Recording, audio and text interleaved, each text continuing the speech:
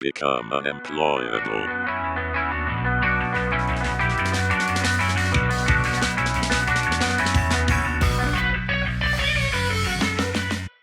Hey, everybody, and welcome to this episode of the Unemployables podcast. This week, we are going to take a few minutes and just do a little bit of a life and work update for me, Nick, and Jeff. We haven't really updated everyone since we kicked the podcast off way back in April. And now that we're almost to September, we figured it's time to do just a brief update, tell you about our unemployable journeys and what that looks like now. And so we're going to let Jeff take the wheel first. So, Jeff, what have you been up to? How has your unemployable journey been going these last, 4 or 5 months, and where are you headed towards the end of the year? Hey, man. Yeah, you're right. We really haven't updated as much as we should have, but Rugged Legacy is doing pretty good, man. It's been one crazy journey, especially with having only started everything in January, and then by April we were profitable, and now we have a steady stream of customers. It's just every single day. Some days are a little heavier than others, but I haven't had a single day in probably 6 months without at least a few $100s in sales, so it's pretty good. I'm really digging it. I've got some new products coming down the line finally. The development and research and all that's been done. I got the approval from the manufacturer that I had hired. So they're all on board to start cranking them out in mass volume. And then we're just going to sneak them in Target's back door and put them on the shelf. No. But if it works, it works, dude. Hey, we'll do That'd be awesome. Guerrilla marketing. But outside of that, man, it's just been steady climb. I feel it's almost unreal. I feel like I'm in a bubble waiting for it to pop, but it just never pops. It just keeps growing, man. That's awesome. My first question for you would be, you started in January, profitable a few months later. What do you think, what would it take for you to quit your day job? Because you still do have a 9 to 5. Although you were talking about it like it's paid your bills once or twice, hasn't it? Yeah, it has. Amazing. But 9 kids, so bills fluctuate. I'm sure. What do you think it would take to get you from where you are to consistent every month? Rugged Legacy is paying every bill, and you would be like, "Yeah, I want to go all in on this," and jump ship from the 9 to 5 thing. I think the push that I would need would be a few more wholesale clients. We're trying to get a little bigger into wholesaling now. Yeah. If I could have maybe 10 to 20 more wholesale clients than I currently have on a regular basis, me stocking their shelves, it wouldn't be a factor. That's awesome. We'll see how it goes. Cold outreach is hit or miss, but that's why you just keep doing it. Yeah. I was going to say, is that your primary way of reaching out to wholesaler accounts, is just cold outreach, or do you have any other like referral type avenues? Oh, I started just driving around, going to different barbershops and paying outrageous amounts of money for a different haircut every week. And oh, by the way, here, you can keep these if you like. That's why you look so fresh right now. That's right. And if you like these, give me a call. We'll work something out. Done that a couple of times. Got some good clients here locally, and they're steady and regular. It's a numbers game. Right. The more I get, the better off I'll be. The barber community is actually kind of unique. They have BarberCon, which I didn't know that. Of course, it's called BarberCon. Yeah, they have a BarberCon. And so one of the cool things I'm trying to look into is heading down to Atlanta and hitting up BarberCon when it comes and see if I can't showcase my products. That's awesome. Cool. Anything else you feel like is worthy of updating us on? I keep spreading myself further and further. I'm currently writing 2 different novels. So I know that. Perfect. So why not? And one of them's currently for sale. I'm just giving like first 3 chapters away for 99 cents because I don't care. It's just fun to write. That's awesome. I love it. I dig it. Cool. Nick, you want to give us an update on everything with you? Yeah. So it sounds like Jeff is doing better than I am, but I am doing well. I look better too. I've been reinvesting as much as I fucking can. So like while we're making enough to not quite pay for bills, all of it's going straight back into the company. So like last month I only made $30 because we're only pulling out such a small amount of commission for me and my partner. But it's all getting reinvested and that's showing itself. So like now in April, whenever we did the last like update, was like I had 4, maybe 5 products. Now we've got 7. We had 1 sell out. We're working on 2 new products for for private labeled accounts that we have. So 2 guys want to start their own coffee brand and we are producing the coffee for them. So I'm fucking stoked about that one because that'll give my business partner like reason to play with new beans that he normally wouldn't mess with. So it'll only make him better. It'll be money in our pocket, money in their pocket. Everyone wins. I'm fucking stoked about it. We've got we just worked out a deal with a jiu-jitsu tournament sponsor or a jiu-jitsu tournament promotion where we sponsor them. And so they've got our logo on their promo posters, their promo videos. They're giving us some extra posts, like some unique posts on their page, which has, I want to say like 110 likes or followers on Facebook, and then another like 40,000 or 110,000, and then another like 40,000 on Instagram. And then they've even got this like private Facebook group with competitors and people who have joined it or whatever that's got like 15 to 20,000. And that's like super high engagement rates in there. So like, I'm stoked about that. But even beyond that, I get free registration for every tournament. All of my sponsored athletes get free registration for every tournament. My business partner does, but he doesn't compete anymore. And then the big kicker is that we get to set up a table at every tournament nationwide, and they've got 130 on the books for next year. So, dude, that's amazing. Right? So I'm working right now. My biggest logistical thing lately is figuring out how I'm going to get 3 identical, because they've got 3 trucks that move around the country with all of the tournament equipment. So like on any given Saturday, they've got 3 tournaments going on. Wow. What I need to do is get the same equipment and the same banners and everything on every single truck.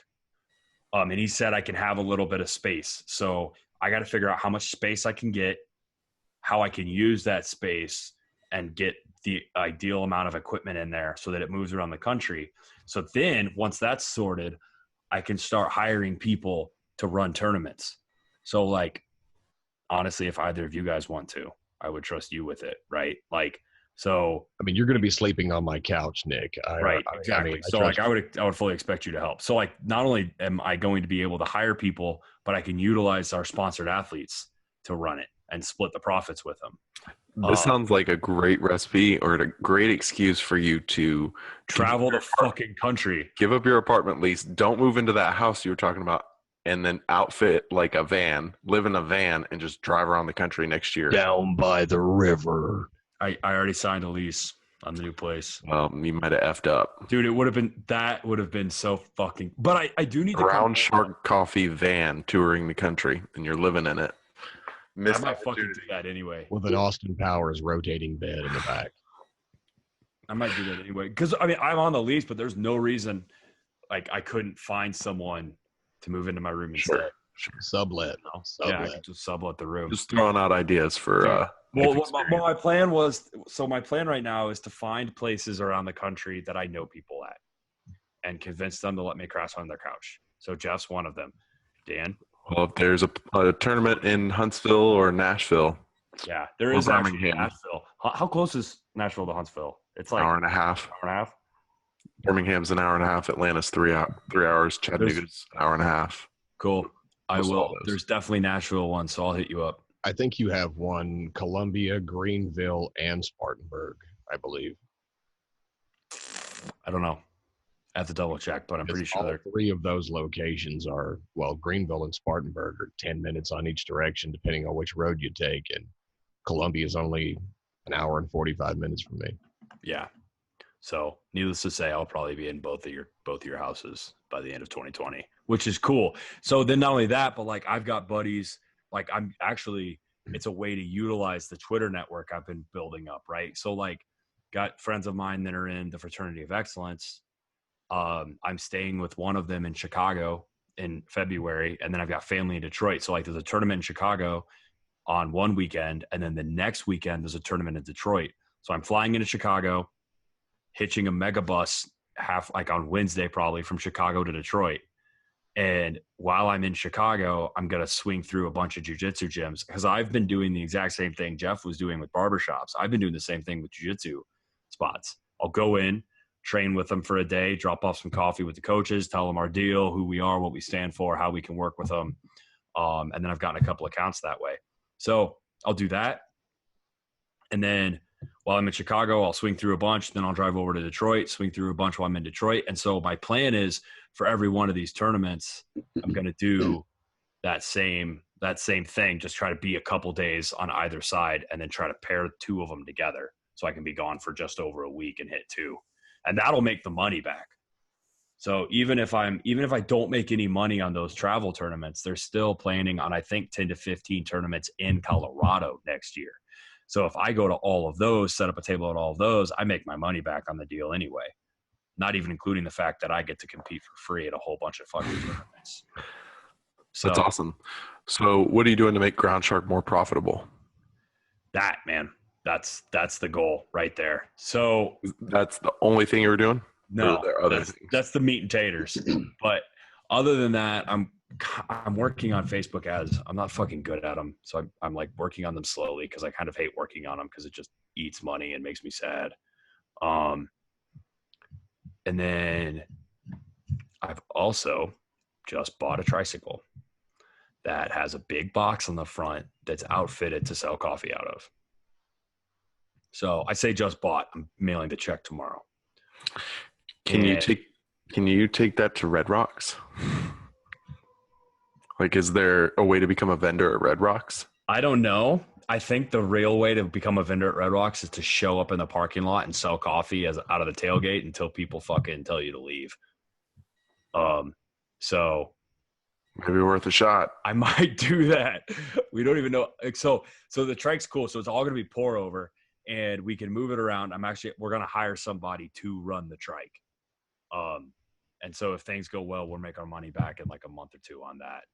But that's definitely one of those things where like all the money is just going right the fuck back into the company to start spinning things up. So like between the two of those, I mean, God, that whole setup by the time it's all said and done is going to be a significant chunk of change that I'm lucky to have, honestly.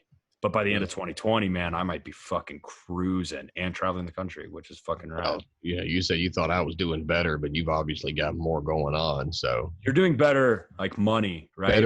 Better is speculative because you're growing a lot faster than I am. Yeah, but you're also paying your bills.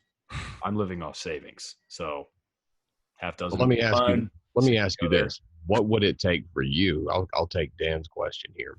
What would it take for you to actually start paying yourself rather than reinvesting 100% of your profits?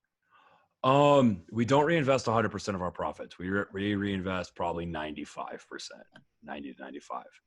Oh, which means semantics. That I need that 5% to pay my bills for every month, right? Gotcha. And after I move, my monthly bills is probably going to be around $2,000. Which is significantly cheaper than what I'm at now. And I could probably drop that even further. So we would have to make enough. I'm going to keep pushing the growth as long as I can, is really what it comes down to. When I need the money, I'm going to pull the money out, but I'm going to keep fucking pushing it as hard as I fucking can. Push as far as you can until you find a comfortable plateau to sit on. Not even, man. Like, as far as a plateau goes, just enough to where you can pay yourself, and it might slow the growth, but not stop it. Exactly. The way I want to do this, I want to set up a commission structure for me and my business partner where we get paid X amount on any given product. So like on our coffee, we pay ourselves each a quarter. Like literally 25 cents for every bag of coffee we sell. That's factored into the cost of the product. The mugs, the t-shirts, stuff like that, we don't pay ourselves on yet. But one of my goals by the end of December is to be able to pay myself on everything, just a little bit, right? Doesn't matter how much profit we make on any of it. It's like for every mug we sell, we pay ourselves 50 cents or whatever the fuck it is. And then our wholesale bags, I want to have another breakdown for it too. So my plan indefinitely is to pay myself that kind of commission structure for the life of the company. So like never give myself a salary. Gotcha. So it's like at that point, because I think so many small business owners salary themselves out when they can. And like, yeah, that's great. That's awesome. That's reliable. But like you started the company because you have a high risk tolerance. Why the fuck are you backing out now? Like keep your commission going, keep your skin in the game, right? Like if I always pay myself commission on any given product, it doesn't matter how that product gets sold. As long as that product gets sold, I put fucking 10 cents in my pocket. And if we're moving 1,000 fucking bags of coffee a month, that shit adds up. Right? And 1,000 bags of coffee is not that much, man. As things get bigger and I take over the jiu-jitsu market and then the MMA market and then like just keep growing and growing. Like, I mean, there's a Black Rifle's been around for 5 years and they're fucking slamming. Yeah. So they went boom right around year 2 or 3, probably right around 3. They went fucking nuts. So I'm 1 year in, so I got 2 more left to pan out. And so I'm hoping 2020 will be where we turn the corner with all of the tricycle and then all the tournaments and everything else we're doing. Sounds great, man. Excited for you. So, Dan. Yeah. Let's see what's happened since April. I'm in the process of selling the watch company, Are We, right now. Got a few folks interested, but I just realized it wasn't getting 100% of my effort, and I didn't love the physical product business. I got into it 2 years ago because I wanted that experience. I'd only worked in service businesses.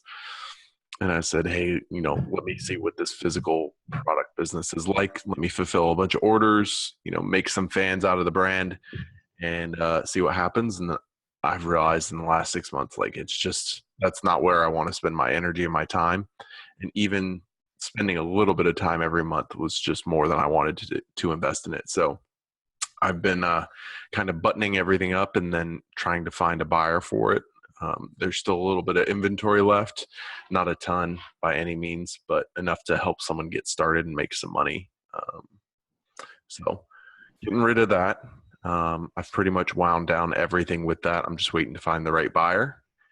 And then my freelance business has kind of taken off, which has been really nice to have that income. I mean, my wife makes good money, so we were okay with or without it, but I would rather have it and not just rely on my wife. I'd like to be the provider for my family so that if she wanted to stay home, she could, or anything like that. So I've had a ton of projects come up in it was really, really quiet in June. Like May and June were rough because I got like 1 or 2 clients in April and I was like, yeah. And then May and June, like it was just like, I just kept slamming my face into all the closed doors. I got ghosted by dozens of potential clients. Like they'd be like, oh, this sounds great. Send me the proposal and I'll sign it and send it back. And then they would disappear forever. And I had to figure out how to balance the correct amount of follow-up versus just saying, it's over and moving on and not getting butthurt about it. Because the first couple I was real annoyed and butthurt about it. And then I just realized, I just got to look up and move on and keep going. Because if I keep plugging away and doing the same work I've been doing with the same volume I've been doing, clients are going to come in. So in July, I kind of reached a turning point, kind of rounded a corner, got a bunch of big projects all at once, which was overwhelming, but it was great for me. And most of those have been one-time projects, to be fair. but they're consistently rolling in. And then a few weeks ago, I ended up landing my first big retainer client. And so my income is pretty stable at the moment, which is real nice. After the uncertainty of, what happened with my last job and all that happening out of the blue and starting this podcast and everything. So, getting back to a stable level of income has been pretty great. I'm to the point where I'm actually like, this room behind me is all in transition. Like, we finally got a bed frame for the bed that's been on the floor since we started this podcast. Like, I'm moving up in the world, guys. Hell yeah. Get that shit off the floor. What you can't see is that XT's going to get sheets. Right, exactly. In front of the camera, like right here, there's just a mess of stuff because I'm actually about to take all this, and I'm in the process of finding an office space outside of the house because this client, it's a bunch of video work, and I need a kind of a studio / office. So I'm moving out of the house to be able to do that, which is great because, in fact, office space is a tax write-off. So. And I'm going to take advantage of that and the fact that commercial real estate in Huntsville is so much cheaper than anywhere I'd ever be able to find in Atlanta or any other like metropolitan area. So nice. Being in Alabama has its perks, guys. So things that have turned a corner in the last like 6 weeks, and it's been really nice. So I'm trying to not let that make me too comfortable, not sit back on my heels. I'm trying to be pretty aggressive, even though I've got, my hands very full right now with the workload I've got. I'm still trying to send out proposals and prospect for clients because I know that I can't just wait for things to come to me. Trying to sharpen whatever skills I've got, whatever skills I can improve so that when the time comes for whatever's next, I'm ready. So sure. Hell yeah. You were telling me about a big client that's going to want a lot of your time. Do you sign that? Yep, that's the one I signed. Yep. Landed. I started working for them last week. And it's been great so far. It's been really great. It's a lot of video marketing stuff, which I've been making videos since I was in high school. Started, and I had done it freelance on and off, but I haven't done a ton of it in like the last year or two. And this one's pretty heavy video stuff, which is why I'm getting the studio. I think there are going to be some unforeseen benefits of taking on that client on a personal level. So, well, I'll probably end up using you for video and Philip for photo, since you guys are my boys. Yeah. Because I've got a lot of ideas that I am pilfering the shit out of my competition. And man, videos even in 2019, video is so underutilized by so many brands, so many people. Well, see, I want kind of just an unseen person walking into this musty old dusty garage, finding this crate, pulling up the crate, wiping the dust off, prying it open, and bam, Rugged Legacy down inside. Like Indiana Jones stuff. Yeah. Nice. That's great. Well, I've spent like the last week and a half basically.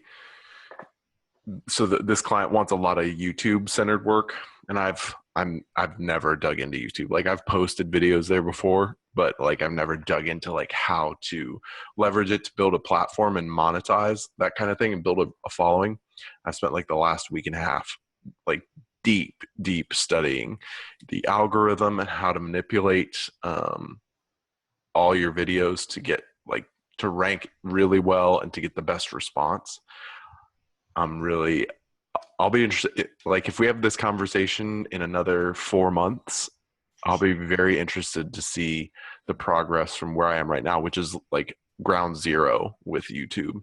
And in 4 months, where everything I've learned has taken me. So we'll see what happens. And if it works really well, I'm gonna turn that into some info products, probably. Hell yeah. Nice. Not to.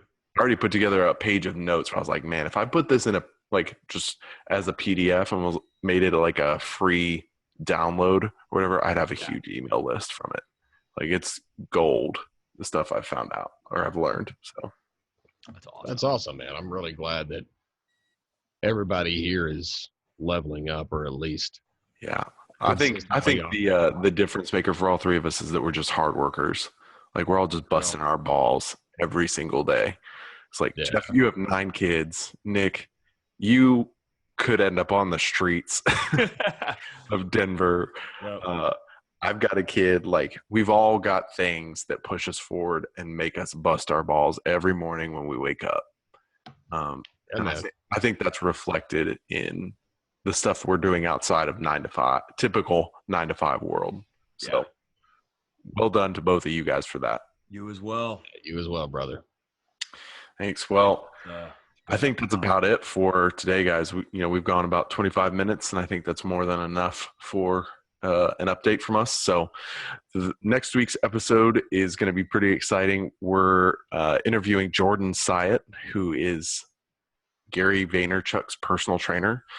He personally trained Gary V for a couple years and then experienced some burnout and has slowed down and only works with him a little bit now and is pursuing his own thing. He's hilarious on Twitter. If you don't follow him yet, go ahead and follow him in preparation for next week's episode. He Googled the other day, how do I get a 6-pack, and went to wikihow.com and it showed somebody like flailing in the water. So he typed in how to do that, saw that, and then went to a gym and jumped in a pool and just flailed around, got out and was like, oh, I don't have a 6-pack. So he makes really funny, really practical content. I know Josiah that we had on a few episodes ago was a big fan of Jordan's as well. So looking forward to that conversation. But if you guys don't have anything else, I think we can wrap this up. Yeah, just before we cut off. Nick's going to say bye 8 times. Yeah, if you enjoy the podcast, Say bye. hit that subscribe button. Let us know what you like, what you don't like, so we can get better even moving forward. We have our Unemployables group where we talk about all this shit on a one-to-one basis. We've got a bunch of people in there that are all on the same path that are working towards that unemployable status of never needing to never having someone else tell them how much they're going to pay them. They can name their own price. So come on in and talk. The water's fine. The water's fine. All right. Thanks, guys. All right. Talk to y'all later. Later, buddy. Bye. Bye. Bye. Bye. Bye. Become unemployable.